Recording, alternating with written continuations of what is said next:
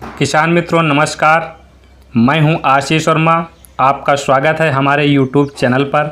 तो किसान भाइयों, जुलाई के महीने में हमें अपने गन्ने के फसल में ऐसे कौन से प्रमुख कार्य करने चाहिए जिससे हमारे गन्ने की बम्पर पैदावार मिले और उसकी क्वालिटी भी बढ़िया हो।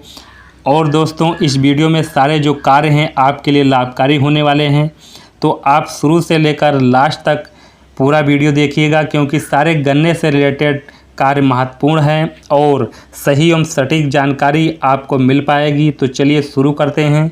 लेकिन किसान भाइयों, इसी प्रकार की गन्ने से रिलेटेड वीडियो देखने के लिए हमारे चैनल को सब्सक्राइब कर लें और बेल आइकन बटन को दबाकर ऑल पर सेलेक्ट कर लें, जिससे आने वाली हर वीडियो का नोटिफिकेशन आपको मिलता रहे।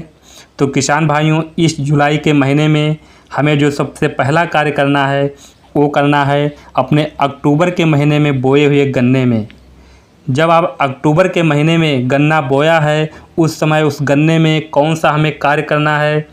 तो उस समय अक्टूबर में हो या उसके आसपास गन्ना बोया गया है और उस समय गन्ना बोया है, तो इस समय पर आप उसकी अच्छे से बंधाई कर सकते हैं। बंधाई अवश्य कर लें, क्योंकि बारिश का मौसम है, जो बरसात का मौसम है उसमें हवाएं बहुत तेज़ चलती हैं, पानी खेत में भर जाता है, तो हमारा गन्ना गिरने का बहुत अधिक चांस हो जाते हैं। अगर आप समय पर बंधाई कर लेंगे तो आपका जो गन्ना है गिरने से बचेगा। अब भाइयों, दूसरा जो कार्य करना है हमें उस गन्ने में करना है जो बसंतकालीन गन्ना है, जो फरवरी के आसपास या मार्च के आसपास बोया गया है। तो उसमें यदि कल्लों की संख्या ठीक ठाक हो गई है और वो कल्ले थोड़ा बड़े हो गए हैं, तो आप इसमें मिट्टी चढ़ाने का कार्य कर सकते हैं। मिट्टी चढ़ाने के कई फायदे होते हैं, तो इस समय आप मिट्टी चढ़ाने का कार्य पूरा कर सकते हैं। मिट्टी चढ़ाने से आपका गन्ना में कल्लों की संख्या भी ज़्यादा होगी और गन्ना आपका गिरेगा भी नहीं। तो आप इस समय मिट्टी चढ़ाने का कार्य अवश्य पूरा कर सकते हैं। और दोस्तों, तीसरा जो हमारा कार्य है वो है जैसे अपने वार्टिको, फटेरा या कोराजिन जैसे जो लंबे समय तक ये कीटनाशक हमारे असर करते हैं और उनका प्रयोग नहीं किया है, तो आप इन दवाओं का प्रयोग कर सकते हैं, क्योंकि यही अच्छा समय है। इस समय यदि आप कार्य समय पर कर लेते हैं तो आपका जुलाई, अगस्त और सितंबर तक आपके खेत में कोई कीट नहीं लग पाएंगे और आपका गन्ना बहुत सारे कीटों से बचा रहेगा। और दोस्तों, अगला जो कार्य हमें करना है गन्ने में करना है वो है हमारे जो बहुत से खेतों में जो हमारी बीमारी आ सकती है, वो आ सकती है पोका बोइंग की। पोका बोइंग एक बहुत भयंकर बीमारी है। अगर गन्ने की फसल में इस रोग चपेट में आ जाता है तो गन्ने की ऊपरी चोटी पर पत्ती में छेद दिखाई देने लगते हैं, साथ ही पत्तियां पीली पड़ जाती हैं। तो किसान भाइयों, यदि आपके खेत में समस्या आती है या नहीं भी आती है, इसके लक्षण दिखाई देते हैं या नहीं दिखाई देते हैं, तब भी आप इस समय पर आप कार्बनडाजिम प्लस मैंकोजेब और इसका प्रयोग आप 500 ग्राम प्रति एकड़ के हिसाब से लेकर 200 लीटर पानी के घोल में आप स्प्रे कर सकते हैं। और भाइयों, इसके ठीक 15 दिन बाद आप कॉपर ऑक्सीक्लोराइड का स्प्रे कर सकते हैं। इसकी भी मात्रा 500 ग्राम प्रति एकड़ के हिसाब से 200 लीटर पानी में घोलकर इसका अच्छे से स्प्रे कर सकते हैं। इससे आपकी फसल विभिन्न प्रकार के जो फफूंदीजनक रोग होते हैं उससे बची रहेगी, जैसे पोका बोइंग है।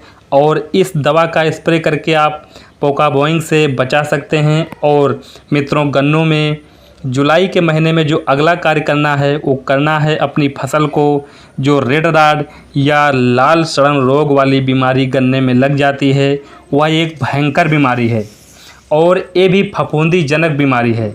इसके यदि आपको कहीं लक्षण दिखाई देते हैं, तब आप उस पौधों को जड़ सहित काट करके खेत से बाहर निकाल दें और गहरे गड्ढे में दबा दें।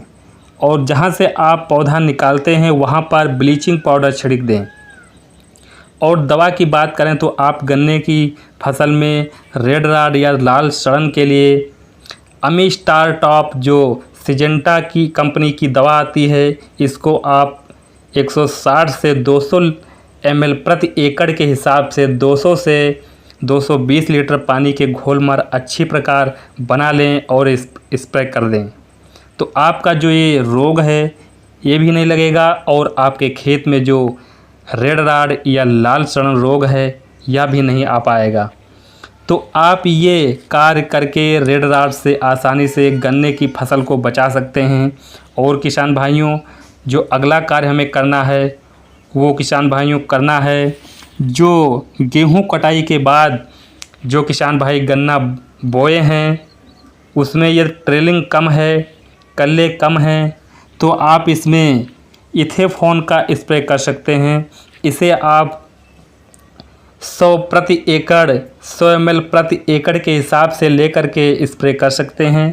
अगर आप स्प्रे नहीं कर सकते हैं तो इसे आप मिट्टी में मिलाकर इस्तेमाल कर सकते हैं या यूरिया में मिलाकर आप भी बिखेर सकते हैं। इसके लिए आपको 200 ml लेनी है, यानी कि आपको डोज डबल करनी है। और इसके साथ साथ जो आखिरी कार्य हमें करना है, जो गेहूं कटाई के बाद आपने गन्ना बोया है उसमें ट्रेलिंग या कल्लों की संख्या कम है, तो ये ज़रूरी नहीं है कि आप इथेफॉन का स्प्रे करें, क्योंकि किसान भाइयों इन दवाओं के साथ साथ आपको कुछ और भी ध्यान रखना है। यदि आपने सल्फर का प्रयोग नहीं किया है तो आप सल्फर का प्रयोग कर सकते हैं।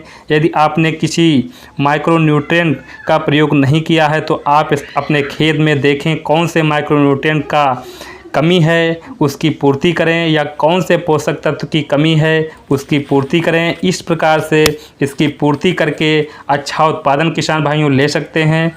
तो भाइयों, आज की वीडियो में बस इतना ही। मिलते हैं अगले वीडियो में किसी नए टॉपिक के साथ, फिर मिलते हैं। तब तक के लिए नमस्कार।